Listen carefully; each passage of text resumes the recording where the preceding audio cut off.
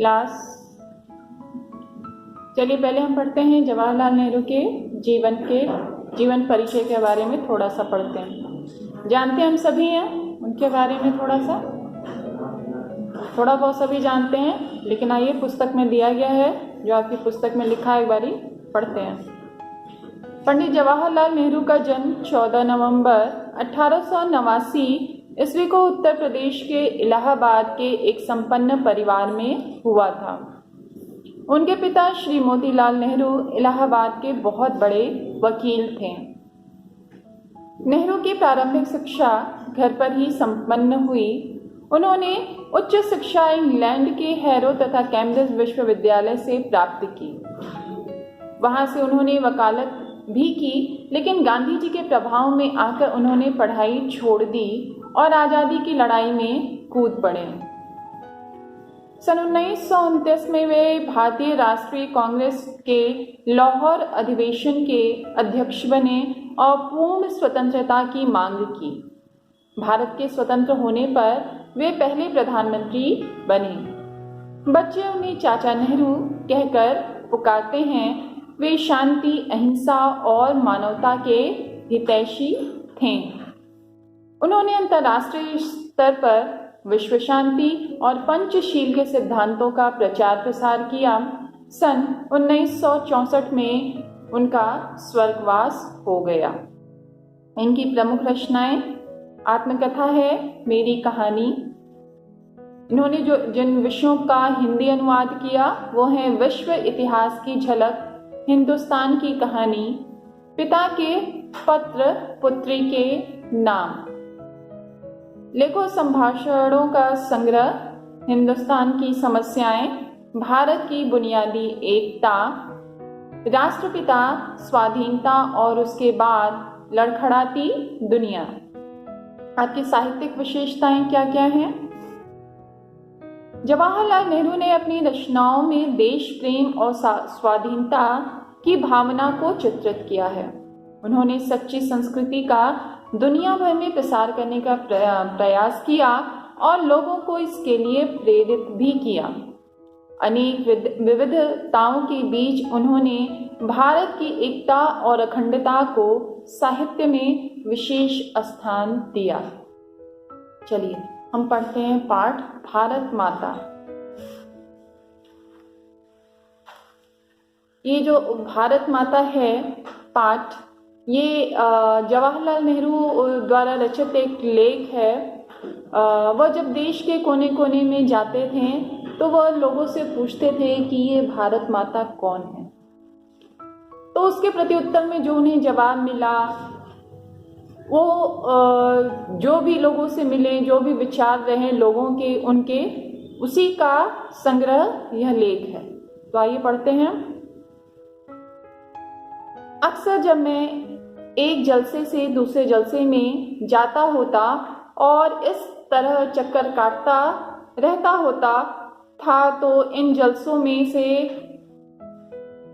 में मैं अपने सुनने वालों से अपने इस हिंदुस्तान या भारत की चर्चा करता।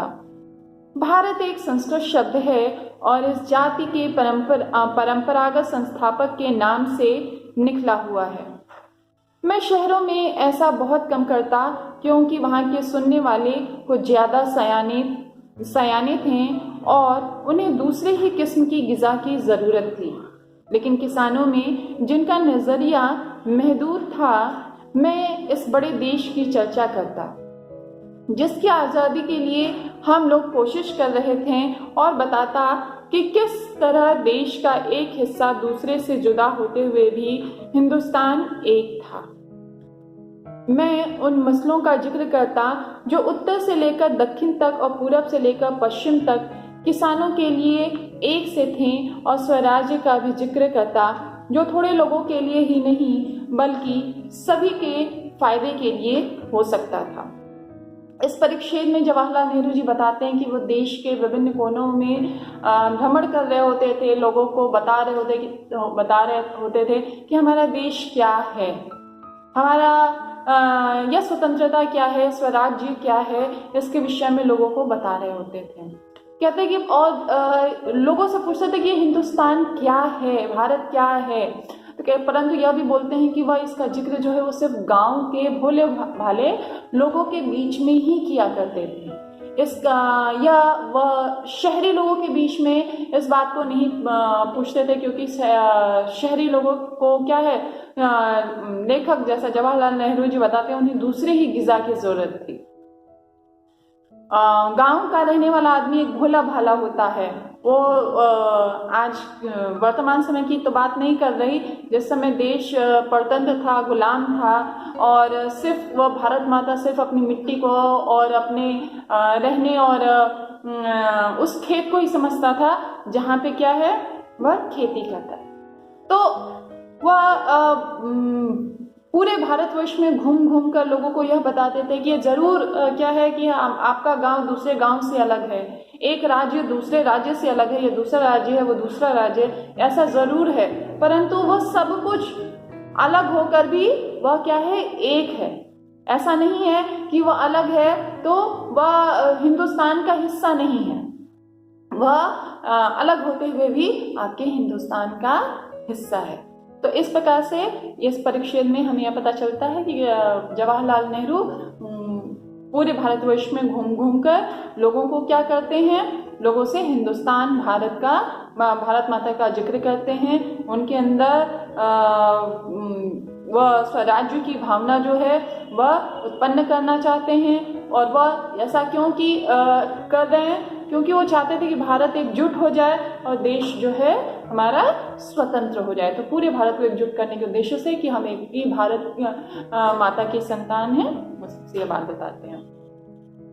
मैं उत्तर पश्चिम में खैबर के दर्रों से लेकर धुर दक्षिण में कन्याकुमारी तक ही अपनी यात्रा का हाल बताता, और यह कहता कि सभी जगह किसान मुझसे एक ही सवाल करते हैं, क्योंकि उनकी तकलीफ एक सी थी, यानी गरीबी, मजदूरी, पूंजीपतियों के सिकंजे, जमींदार, महाजन, कड़ी लगान और सूद, पुलिस के जुल्म और ये सभी बातें गुथी हुई थीं उस ठड्डे के साथ जिसे एक विदेशी सरकार ने हम पर लाद रखा था, और इनसे छुटकारा भी सभी को हासिल करना था। मैंने इस बात की लाख कोशिश की कि लोग सारे हिंदुस्तान के बारे में सोचें और कुछ हद तक इस बड़ी दुनिया के बारे में भी जिसके हम एक जूझ हैं। यहाँ पे क्या कहता है साखवी, इसमें जो आखिरी लाइन मैंने बोली है, इसमें यहाँ पे क्या लेखक ये कहता है कि मतलब हम सभी को एक तरह से वसुधैव कुटुंबकम की भावना को ध्यान में रखना चाहिए कि हम पूरे विश्व में भले ही अलग अलग फैले हुए हैं, लेकिन परंतु कुछ भी है हम मानव के रूप में एक ही हैं, मानव दूसरे मानव का बंधु ही है। फिर कहते हैं वो जहाँ पे इस परिच्छेद की शुरुआत में वो बताते हैं कि वो पूरे भारतवर्ष में जहाँ जहाँ जाते हैं वो कहते हैं कि सभी किसानों की समस्याएं एक ही जैसी हैं। भाई जब किसान खेती कर रहा है तो उसकी समस्याएं एक ही जैसी होंगी, उसको पानी की समस्या होगी, उसको खाद की समस्या होगी, उसको सूखे की समस्या होगी, उसको बाढ़ की समस्या होगी, उसको वही गरीबी झेलनी पड़ रही है, वही भुखमरी झेलनी पड़ रही है। हर एक किसान का बच्चा भूखा मर रहा है, हर एक किसान का बच्चा जो है शिक्षा से वंचित है, हर एक किसान के ऊपर क्या है, पूंजीपतियों का क्या है, दबदबा है, जमींदारों की जो लगान वसूल करने का जो तरीका है वो सब कुछ एक जैसा है।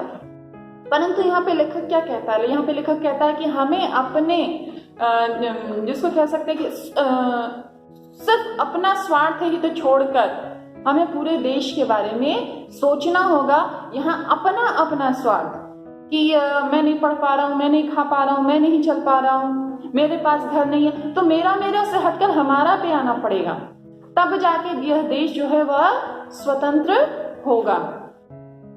और फिर आगे कहता है लेखक, मैं अपनी बातचीत में चीन, स्पेन, अबिसीनिया, मध्य यूरोप, मिस्र और पश्चिमी एशिया में होने वाले कशमकशों का जिक्र भी ले आता। मैं उन्हें सोवियत यूनियन में होने वाली अचरज भरी तब्दीलियों का हाल भी बताता, और कहता है कि अमेरिका ने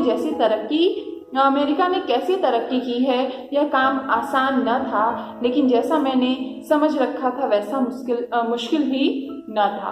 अब लेखक इसमें यह बताता है कि वह किसानों को चीन, अमेरिका, जापान इन सब के बारे में बता रहे हैं।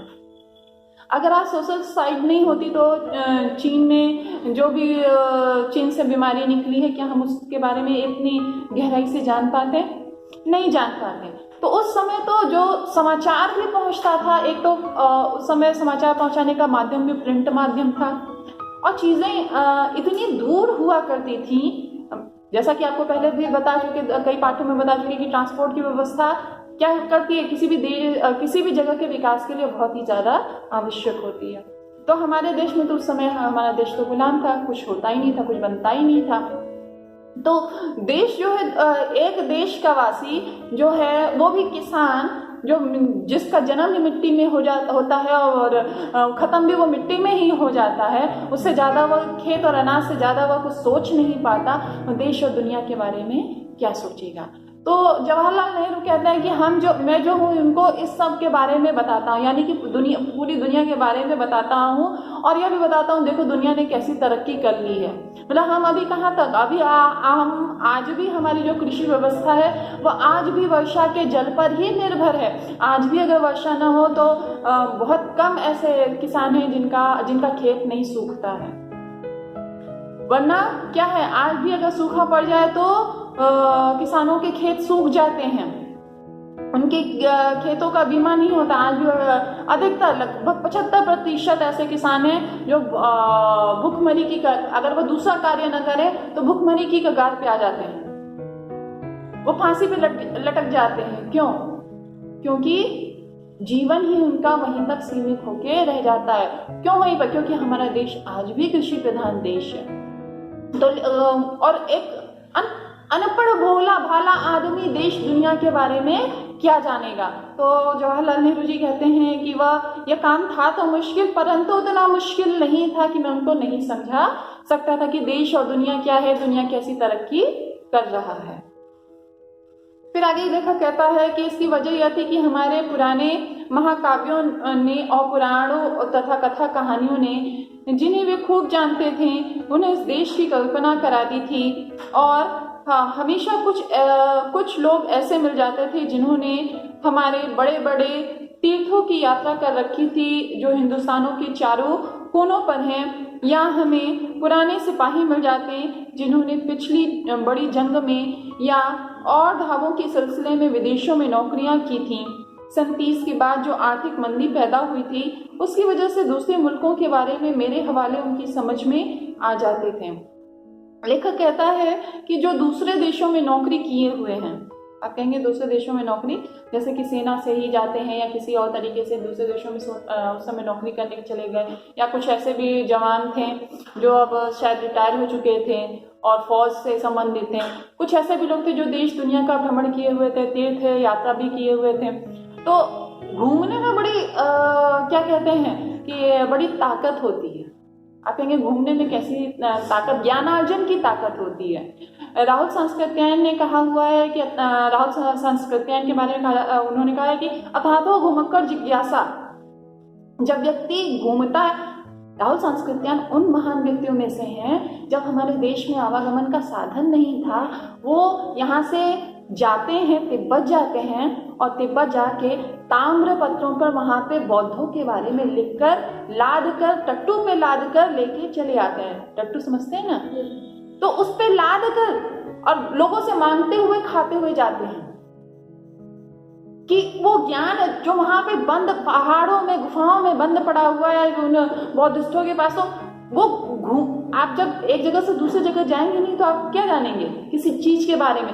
वहाँ की रंग रूप, बोली भाषा, वहाँ की शिक्षा, वहाँ के संस्कार, वहाँ का कल्चर, रहने का तरीका क्या जानेंगे? नहीं जानेंगे। बस एक जगह, वो कहते हैं ना, कुएं का मेढक एक ही जगह है। लेकिन अगर आप कहीं आप यही पढ़ने कहीं आप अभी गाँव में जाइए, कुएं के मेढक की तरह रहेंगे। आप यही कहीं बड़े शहर में चले जाइए तो समुद्र की मछली बनकर, मतलब अथाह ज्ञान। आप अगर इस स्कूल में नहीं पढ़ते तो आपका काम क्या होता है? सिर्फ पढ़ना। आप अभी क्या करते हो? बहुत सारे काम करते हो, उसी में गाना गाते हो, उसी में डांस करते हो, उसी में अपना म्यूजिक में कुछ ना कुछ सीखते रहते हो, उसी में रंगोली बनाते हो, उसी में जितने भी काम हो सकते हो। तो क्या है? सर्वगुण संपन्न बन रहे हो? तो कहते कि कुछ इस तरह के लोग जो कई जगह भ्रमण कर चुके थे और अपनी खुली आंख से इस दुनिया को देख चुके थे, वह मेरी बात को समझते थे। और जब वह मेरी बात को समझते थे तो कम से कम सब नहीं समझ पा रहा है, कम से कम 100 में से 10 आदमी तो मेरी उस बात को समझने का प्रयास कर रहा है कि देश दुनिया में क्या तरक्की हो रही है, क्यों तरक्की हो रही है, कैसे तरक्की हो रही है। उस बात को समझने की क्षमता जो है वह उन 100 में से 10 व्यक्तियों में हो रही है। शायद वो 10 व्यक्ति और 4 व्यक्ति को समझाने की क्षमता रखता हो। ठीक, फिर आगे लेखक कहता है कि कभी ऐसा भी होता कि जब मैं किसी जलसे में पहुंचता तो मेरा स्वागत भारत माता की जय इस नारे से जोर से किया जाता।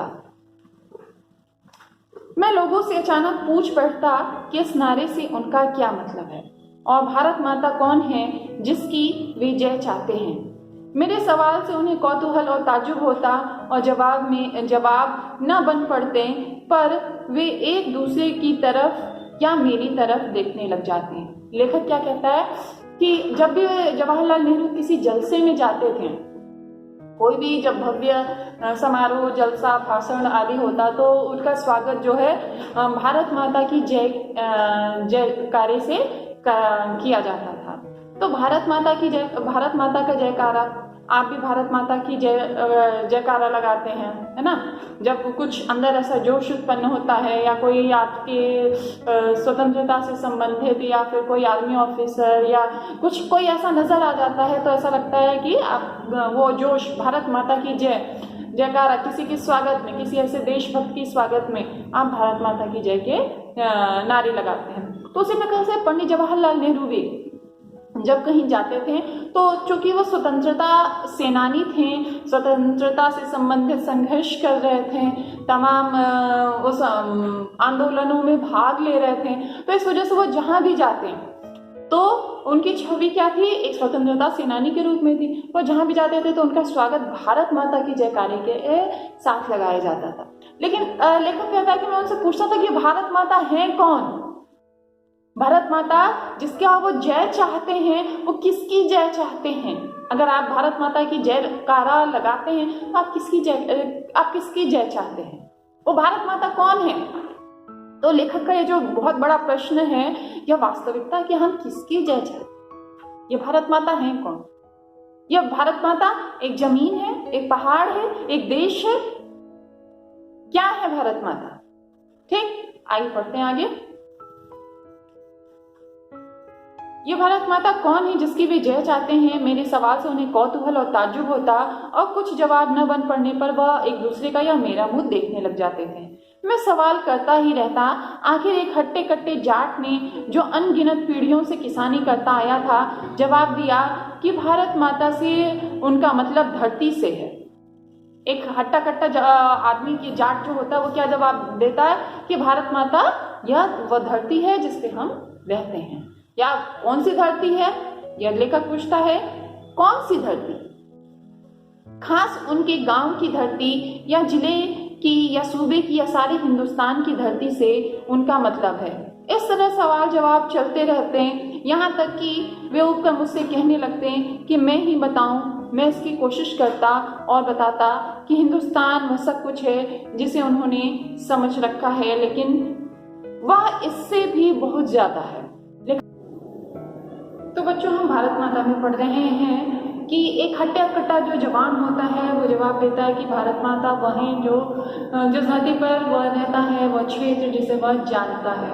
परंतु जवाहरलाल नेहरू कहते हैं कि कौन सी धरती, खास उनके गांव की धरती, जिले की या सूबे की या सारे हिंदुस्तान की धरती से उनका मतलब है। इस तरह के सवाल जवाब चलते रहते हैं, यहाँ तक कि वे मुझसे ऊब कर कहते हैं कि मैं ही बताऊं।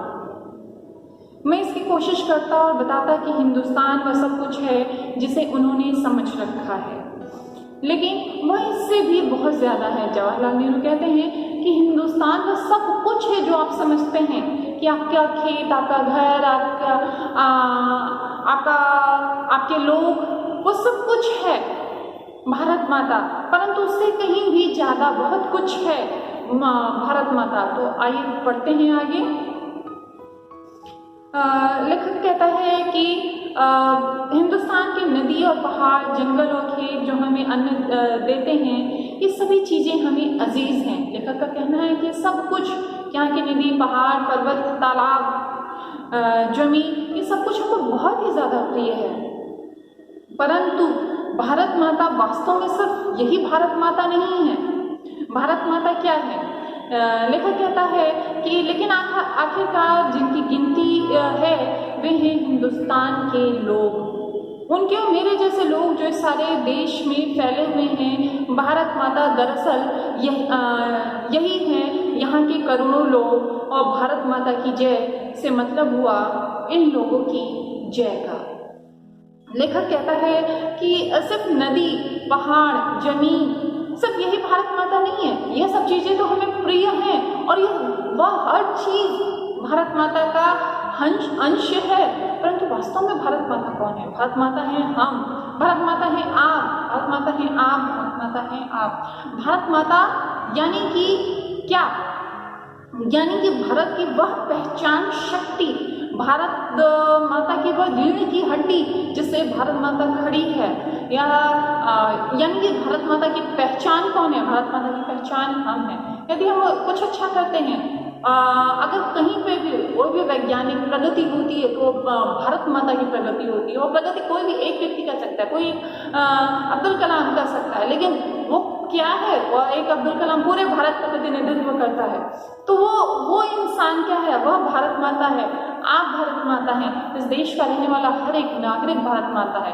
अर्थात जब आपकी जय होती है तो भारत माता की जय होती है। यानी जब आपकी प्रगति होती है तो भारत माता की प्रगति होती है। यदि हमारी पराजय होती है तो भारत माता की पराजय होती है। तो भारत माता कोई और नहीं है, भारत माता हम और आप हैं। लेखक आगे कहता है कि मैं उनसे कहता हूं कि तुम इस भारत माता के अंश हो। एक तरह से तुम ही भारत माता हो। और जैसे जैसे ये विचार उनके मन में बैठते, उनकी आंखों में चमक आ जाती है। इस तरह मानो उन्होंने कोई बड़ी खोज कर ली हो। लेखक कहता है कि जब जैसे जैसे अर्थात जवाहरलाल नेहरू बोलते हैं कि जैसे जैसे वो भारत के नागरिकों को यह समझाते हैं कि वो भारत का ही हिस्सा हैं, तो उनकी आंखों में एक विशेष प्रकार की चमक आ जाती है, जैसे उन्होंने कोई बहुत बड़ी खोज कर ली हो। अतः वो बहुत बड़ी खोज क्या है? वो बहुत बड़ी खोज है अपने अस्तित्व का एहसास होना कि मैं कौन हूँ। मैं ही भारत माता हूँ, मैं ही भारत हूँ, मैं ही इस भारत के स्वाभिमान का रक्षक हूँ। मैं इस भारत को कहीं किसी ऊंचाई पर पहुंचा सकता हूँ। मैं ही इस भारत को सात पाताल के नीचे इसकी पहुंचा सकता हूँ। यानी कि भारत के विकास में हमारा विकास नहीं, हमारे विकास में भारत का विकास है। जब हमारा विकास होता है तब इस भारत का विकास होता है। जब हम हंसते हैं तो यह भारत हंसता है, जब हम रोते हैं तो यह भारत रोता है। अर्थात भारत माता कोई और नहीं, भारत माता आप हैं और भारत माता हम हैं। इस प्रकार से लेखक जो है गांव के छोटे छोटे अंचल के लोगों को, किसानों को, गरीबों को यह बताने में सफल हो पाता है कि वास्तव में भारत माता कौन है। तो बच्चों, इस प्रकार से हमारा आज का यह पाठ यही पूर्ण